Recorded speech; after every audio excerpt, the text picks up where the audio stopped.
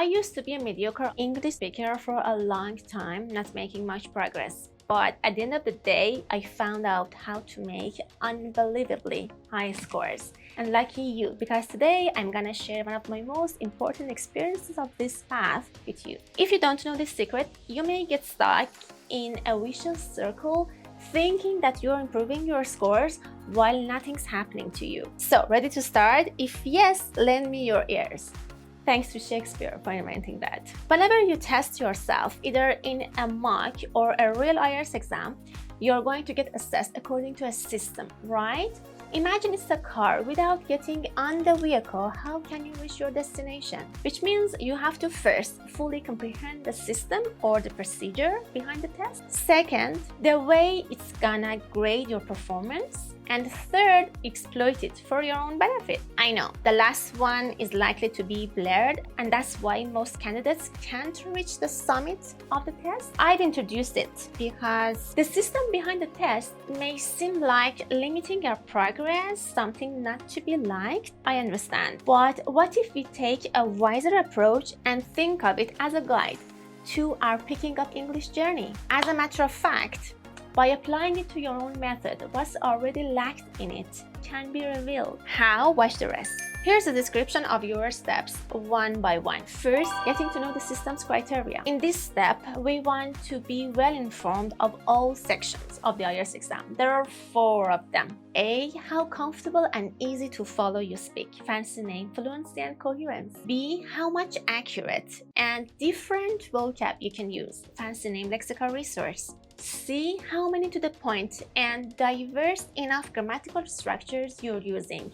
Fancy name, grammatical range and accuracy. See how similar to a native the rhythm of your voice is. Fancy name, pronunciation. Your band will be credited to you according to all of these 4 standards, and as you've probably noticed, all factors of the lingo are covered in them. I'll put the link of the band description below so that you can completely study it for yourself after watching this video. Now, let's dig deeper into it, shall we? Second step, understanding how they're used to evaluate your performance. Basically, the average of those standards is your score. However, there's one key point. If the average isn't an exact figure or an exact figure and a half, then it'll be rounded down towards the nearest exact number or an exact number and a half. That is to say, if you keep getting 6.5, merely you have 2 options. Either you're getting 2 6s and 2 7s or 1 6 and 3 7s. But Freya, maybe I can achieve 3 6s and 1 8, talking with some really high level vocab, getting 8 for lexical resource and 6 for the others. My average would be still 6.5, wouldn't it? Honestly, no. Due to the secret behind the scenes. What secret? I'm sure the majority of you haven't heard of this at all before. A rule of thumb says the examiner won't grade your communication skills too widely. In other words, the difference between these 4 standards should be just 1 number, not more, with your lowest mark as a determining factor.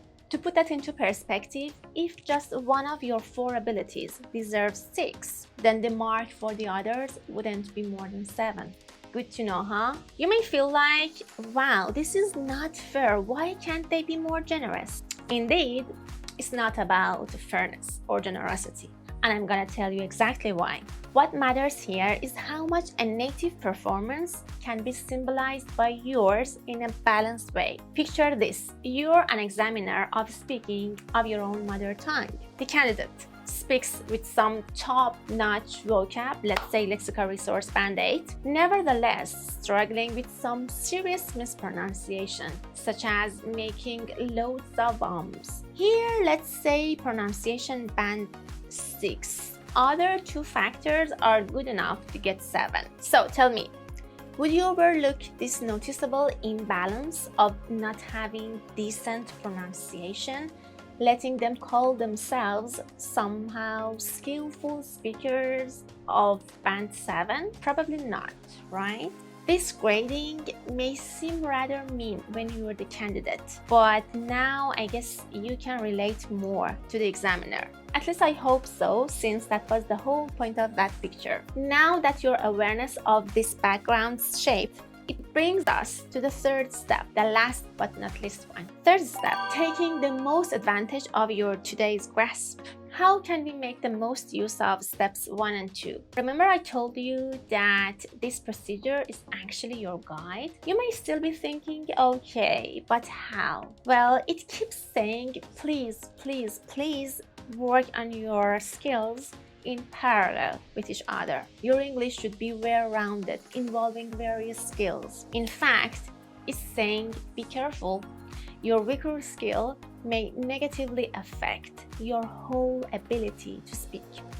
I guess now you're able to totally conceive why, in spite of making a special effort for months and months, diligently practicing something like 2,000 new words, you've been still receiving the same band score, like a 6.5. This can be what's kept happening to you.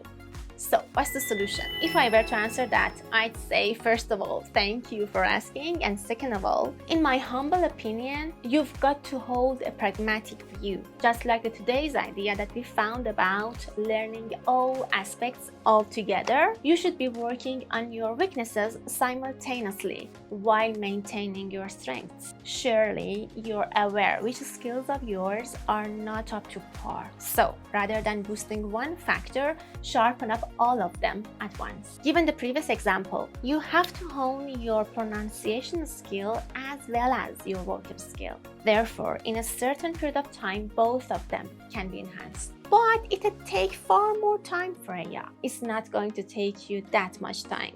Why? Because you can multitask. You can throw one stone and kill 2 birds. Sorry, these were 4 birds, just 2 birds. Concerning the recent example, imagine this situation instead. If the candidate, for every single one of those 2,000 new words, spent 10 more seconds to work on the pronunciation of each word, which would be all in all just 5 more hours of their time. Also practice their intonation by having a go at shadowing for around 2 minutes a day. By the way, do you know what's shadowing? Tell me in the comments. And if this person paid more attention to pronunciation features while watching a TV series or listening to a podcast, which took no extra time from them, obviously, because it's just noticing, nothing more. Again, do you know what are pronunciation features? Tell me in the comments. Then this individual would be well capable of reaching at least a 7 for pronunciation without spending a prolonged period of time on it. See, the solution is fairly straightforward, just in need of a bit of looking ahead. To conclude, remember, take a holistic approach to your English journey all the time and think of your English process as a single circle-rounded concept, not having sharp angles. You've already got what I meant, haven't you? Okay, that's it. Let me know if this video helped you. Like and subscribe to motivate me to make more like this for you. And feel free to comment and talk about other IELTS or English topics / mysteries / issues that you want to hear about.